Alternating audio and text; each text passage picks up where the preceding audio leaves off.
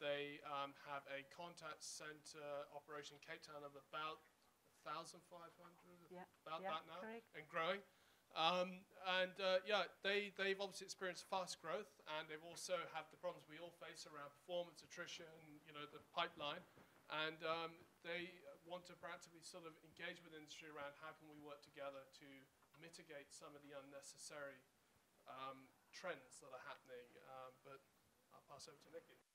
I think it's quite apt that this presentation was right at the end. You've heard about how we try and mitigate and make sure that we manage our people according to basic conditions. We've spoken about performance managing and getting the best out of them. We've also seen what we should pay them, and then they leave us, okay? Sometimes with notice, other times without notice. Sometimes we're horrified, sometimes we expect it, sometimes we wish it. So I think if you are in the call center business, mainly, we should be embracing attrition. And I'm not saying I condone it. I'm saying it's going to happen. Whether we like it or not, South Africa is not unique to attrition issues. It's global.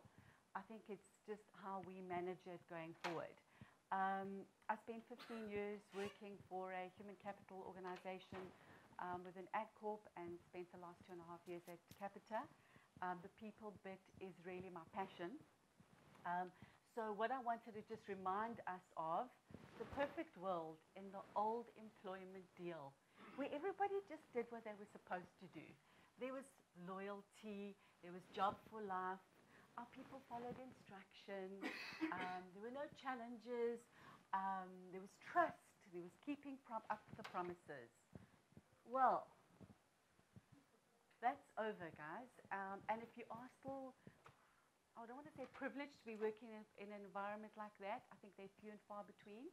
The reality is, and I hate boxing people, but we do work with a population that we call the Gen Y or the millennium or whatever it is that we call them. And depending on your age, sometimes you fall in that bracket or not. But I think if your EQ is high, you probably do.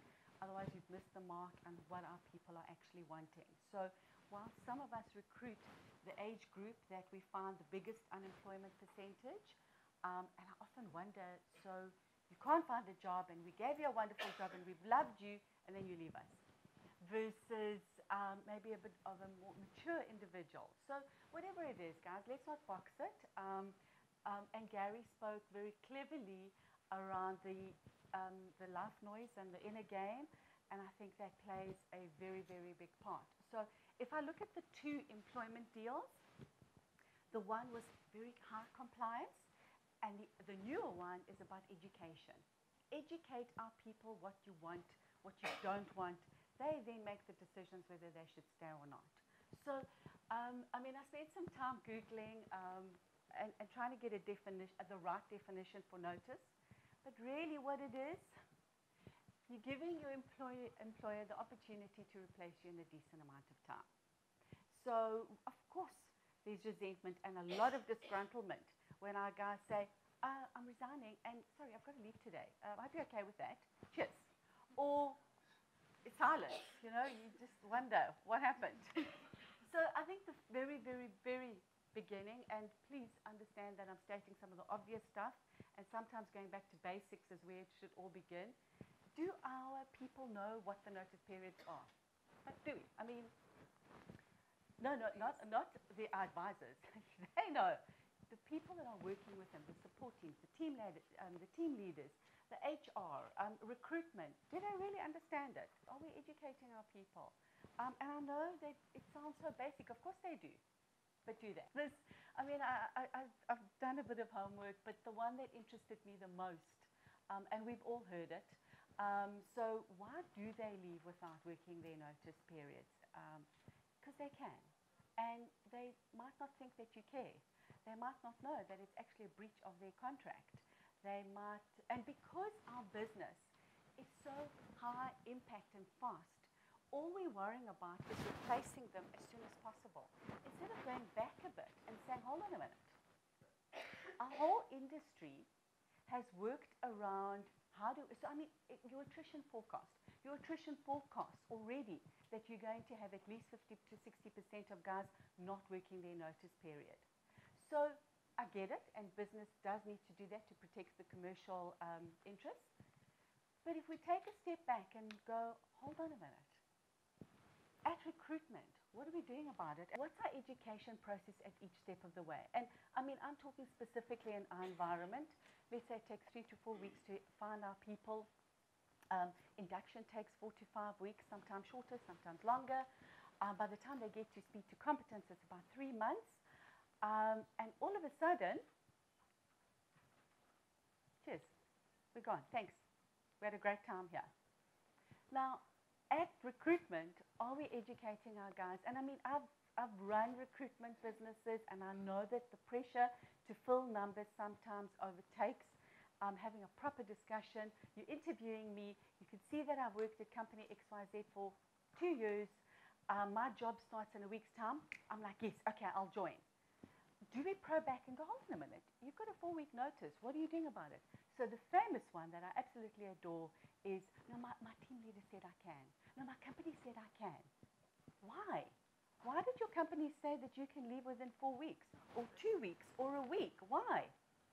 Are we picking up the phone and saying, and I do it with merchants, just by the way. I phone merchants and I go, what's up? How is it that you're letting your guys leave early? So whilst I'm not saying drive a punitive operation, I'm saying call it out. You're interviewing somebody that's telling you something that you're not 100% sure of, call it out. Call us. Just like I would be able to pick up the phone and call you and saying, why are you encouraging our guys to not work notice? And it's something that burns all of us. So, and most of the time, unfortunately, the agencies get the blame. And in some parts they are, in some parts they're not. But we as employees drive the same thing. I know we've got X amount of numbers to fill. The pressure to fill, we forget about that there's some common respect in the industry. And we are driving our costs way up. You know what it costs in each of your individual environments to replace an individual. I mean, I'm just talking to you about what we're doing. We're putting a lot more emphasis from a recruitment point of view, whether we're working through an agency or not. But when our guys are interviewing the candidates, we've got to start probing and being responsible employers. At the same time, during induction, and I get it, during induction, there is so much information overload that, I mean, statistics say there's a 4% retention. So do it at the end to say, guys, there is, or even at contract signing, there's a legal obligation. You're signing a legal document.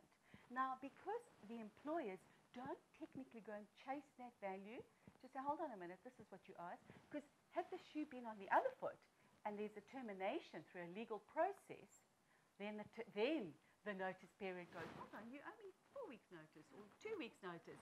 So let's start educating our guys a lot and creating an awareness around the consequences. So in our references that we offer, do we say, by the way, that guy didn't work his notice period in? Or when we're doing references and saying, great performer, blah, blah, blah, did he work his notice in? So is it something that you need to be putting in your reference form? Like little things. And just, and then it becomes a value, you know, a value that's driven in terms of respect. We've employed you, we've spent so much money on you, just like we respect you, you've got to respect us. So it's little conversations that get us to it. And that's really, I mean, I can spend a lot of time talking about attrition. We've run out of time, but the message is phone each other. It's a small industry. It's growing very fast, but there's a lot of damage happening in the meanwhile. And I understand the life noise and the inner game, because 500 Rand increase in a salary is a huge amount at the level that we're recruiting at. I mean, we've just seen the salaries. And I agree, attrition is perpetuated if we don't have a responsible transport home. But at the same time, I'm talking from an international BPO point of view, shifts are never going away. They're part of our life. So we've got to accept that our guys won't necessarily wake up and go, I want to be a call center agent for the next 5 years at Capita. I wish they did. We've got to empower them and develop them and then let them go in the right manner. So let's educate and create responsible citizens out there. And that applies to all of us. So it's not just to the advisors. It's to all of us. It works both ways. That's it. Thank you.